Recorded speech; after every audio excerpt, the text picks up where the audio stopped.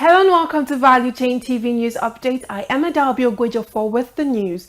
And on the news update, the 2023 Labour Party presidential candidate and former Anambra State Governor Peter Obi has described the proposed coastal Lagos-Calabar Highway project as a misplaced priority by President Bola Ahmed Tinubu's administration. Obi, who listed the roads in his verified X account, said while the project is important, its time of priority was misplaced. According to him, there are multiple intra- and interstate roads waiting for attention, which could revamp economic activities and swell production output when completed. Obi said that the coastal highway was a white elephant project that could not be completed within the life of this administration, even if it secured a second tenure. A few Nigerians reacted to this development. The report. I think Peter will be kicking against that idea is actually right, because we have many bad roads presently that haven't been fixed. I'm not kicking against developments, but we have to finish a phase before we jump into another. And how long is it going to take Tinubu to run this project? Is he sure if the person coming next is going to continue the project? That's what we should think of at first. So if he fixes the bad road we are having, the next government with this initiative are going to come with this idea, are going to continue from there. But you have to finish. How do I put it now? One phase before you jump into another. So I think Peter Obi is actually right. My take is that if there's a bill sponsored toward that project, it can be a continuity policy. I support it. But if there is no bill concerning that will promote continuity policy on that project, I will say no, because it will be an relevant project. Because if another government comes on board after Tinubu, what is the tendency that person will continue with that project? And if the new government come and they don't continue, and they have done the project, maybe 1/4 of the project, and that person embark on another of what use? If they can sponsor a bill that will make that project a continuity project, I support it. The management of Dana Air has confirmed reports that one of its aircrafts with registration number 5NBKI skidded off the runway at the Murtala Mohammed International Airport in Lagos this morning. The airline made the confirmation in a statement released soon after the incident, noting that the aircraft, which flew from Abuja to Lagos, skidded off the runway in an attempt to land. Dana Air expressed relief that no casualty was recorded, stating that it had informed the Accident Investigation Bureau and the Nigeria Civil Aviation Authority of the incident. The Federal Competition and Consumer Protection Commission, FCCPC, has sealed a Chinese supermarket in Abuja for restricting entry to Chinese nationals and denying Nigerians access to patronage. The commission summoned the owner of the supermarket along Airport Road to appear before it with intentions of deploying regulatory tools against the management. According to the facility manager of the complex, Shoaibu Sanusi, Nigerians from outside the complex do not shop in the supermarket, but Nigerians within can access it. The China General Chamber of Commerce in Nigeria has, however, refuted allegations that the Chinese supermarket has stopped Nigerians from accessing its facility to buy groceries. In an official statement issued to journalists, the chamber clarified that the Royal Choice Estate, which is along the airport road, is not a supermarket as widely reported, but rather comprises an office complex and residential apartments. The federal government has said that it would sell off 5 electricity distribution companies under the management of banks and the Asset Management Corporation of Nigeria, AMCON, to technical power operators within the next 3 months. Minister of Power Adebayo Adelobu said this in Abuja when the members of the Senate Committee on Power visited the ministry.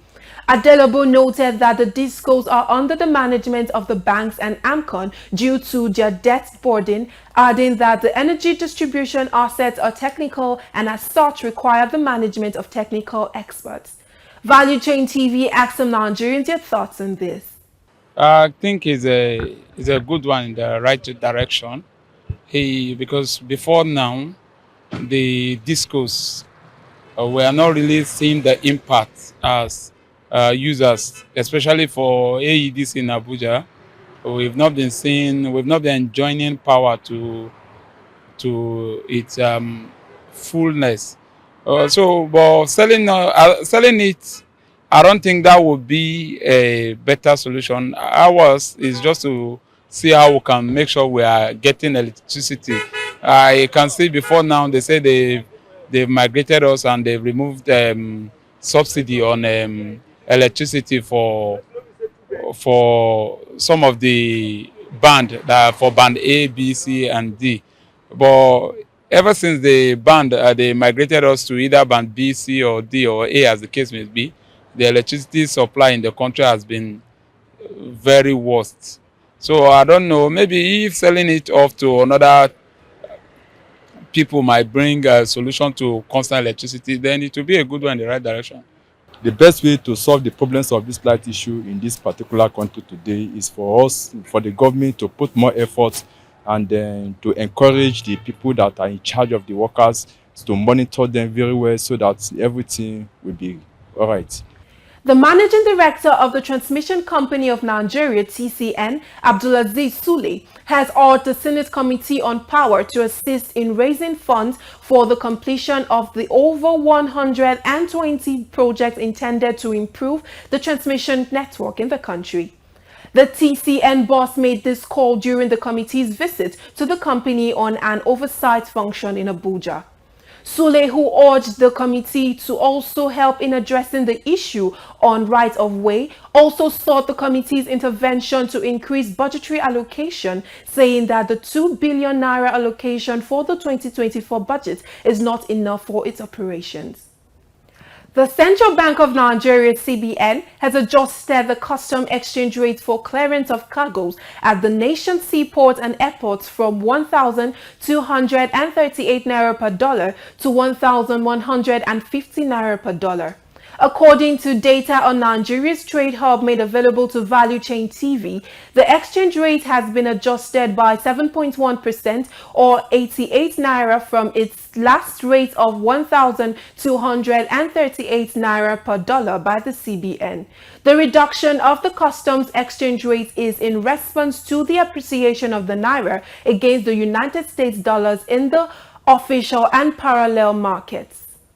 There was a clear division over the clamor of state police in Nigeria as leaders brainstormed at a one-day national dialogue on state policing organized by the House of Representatives.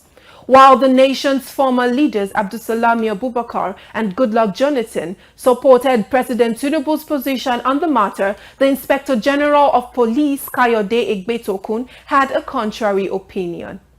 Egbetokun expressed concerns over what he called a conflict of jurisdiction and proposed that the Nigeria Security and Civil Defense Corps and the Federal Road Safety Corps should be merged to become a department in the police. However, President Bola Tinubu, who flagged the dialogue open, urged participants to consider the implications of state police. Others who endorsed state police include Senate President Godswill Akpabio, Minister of Police Affairs Senator Ibrahim Gaidam, Catholic Archbishop of Abuja John Cardinal Onayikan, and the Oni of Ife Ogba Adeyeye Eniton Ogunwosi, among others.